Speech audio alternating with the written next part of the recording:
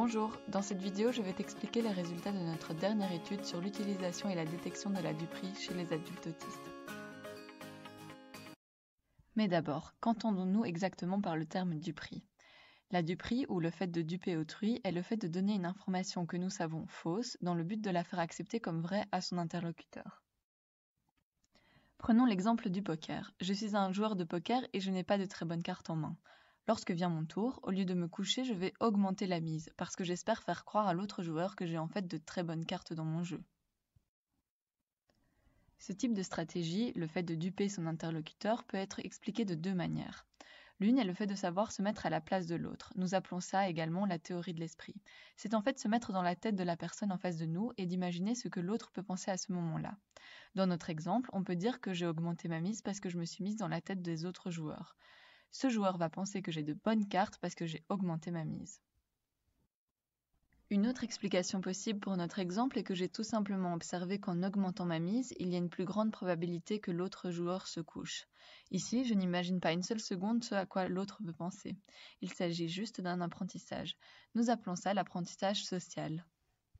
Le fait de duper et de réaliser qu'on s'est fait duper a toujours été considéré comme la preuve qu'une personne sait se mettre à la place de l'autre. Vous vous demandez sûrement quel est le lien entre la théorie de l'esprit et les personnes autistes. Justement, la théorie de l'esprit était l'un des premiers critères diagnostiques chez les personnes autistes. Les premières études montraient que les personnes autistes n'étaient en fait pas capables de se mettre à la place de l'autre. Aujourd'hui, ces résultats sont plus nuancés. Quoi qu'il en soit, puisque la duperie est vue comme une preuve de la présence ou de l'absence de la capacité de se mettre à la place de l'autre, celle-ci a souvent été étudiée dans le domaine de l'autisme. Dans cette étude, nous avons nous aussi étudié l'utilisation et la détection de la duperie auprès d'adultes autistes et neurotypiques. Mais notre étude se distingue des autres sur un point. Elle se déroule sur l'ordinateur, le participant n'a donc pas besoin de maîtriser les normes sociales, chose difficile pour les personnes autistes. De plus, nous avions prévenu les participants qu'ils devraient parfois piéger leur adversaire, mais que l'ordinateur lui aussi utiliserait cette stratégie. Pour mener à bien cette étude, nous avons donc recruté 53 participants adultes entre 18 et 60 ans. 27 d'entre eux avaient un diagnostic d'autisme et 26 avaient eu un développement typique. Mais que devaient donc faire les participants de notre étude? La tâche était un jeu de plateau sur ordinateur où l'on distingue deux phases, la phase active et la phase passive. Lors de la phase active, c'est le participant qui commence à jouer. Il voit sur son plateau son pion et le pion de son adversaire, qui est en fait l'ordinateur, ainsi que le trésor. Le but du jeu est d'être le premier à ramasser le trésor.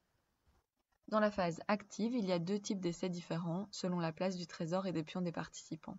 Dans l'essai contrôle, le butin est directement accessible au participant. Il ne doit donc pas nécessairement duper son adversaire pour l'attraper.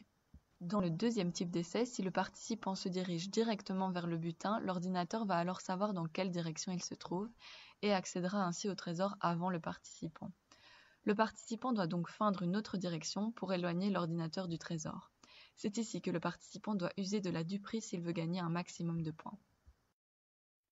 Dans la phase passive, c'est l'ordinateur qui commence la partie.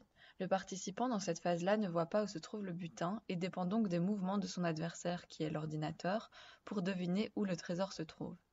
Comme le participant sait que l'ordinateur va essayer de le piéger, en toute logique, si l'ordinateur bouge dans une direction, le participant devra deviner que ce n'est pas réellement vers la direction du butin et que celui-ci essaye de le duper. Les mouvements et les temps de réaction des participants étaient enregistrés tout au long de la partie.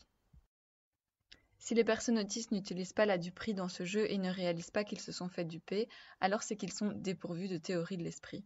Par contre, s'ils y arrivent, cela pourrait signifier deux choses.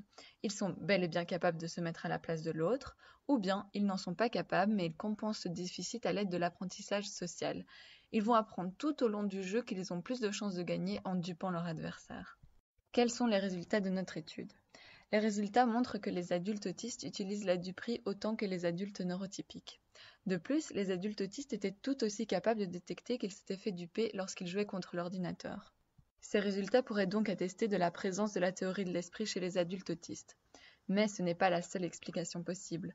Nous avons trouvé quelques différences très intéressantes entre les adultes autistes et neurotypiques. Au début de l'expérience, les adultes autistes utilisaient très peu la duperie, beaucoup moins que leurs pairs neurotypiques. Par contre, vers la fin du jeu, on remarque qu'ils l'utilisent mieux que le groupe d'adultes neurotypiques, ce qui montre qu'ils ont appris à tromper leur adversaire lors de la tâche. Ensuite, on remarque aussi que les adultes autistes mettent plus de temps dans la phase passive. Ceci montre que ça leur demandait plus de temps et d'énergie d'aller dans la direction opposée de celle de l'ordinateur. Ces temps de réponse plus longs montrent que les adultes autistes utilisent un raisonnement conscient et qui demande plus d'attention que celui que les neurotypiques utilisent. Nos données suggèrent donc que les adultes autistes utiliseraient davantage l'apprentissage social plutôt que la théorie de l'esprit pour user de la duperie. En guise de conclusion, nous pouvons donc dire que les adultes autistes sont tout aussi capables de détecter et d'utiliser la duperie que leurs pairs neurotypiques. Cette étude montre aussi qu'en fait, la difficulté des personnes autistes d'utiliser et de détecter la duperie dans un contexte social serait plutôt liée à la difficulté dans les interactions avec autrui et non pas dans l'habilité à utiliser la duperie en elle-même. À bientôt pour d'autres études.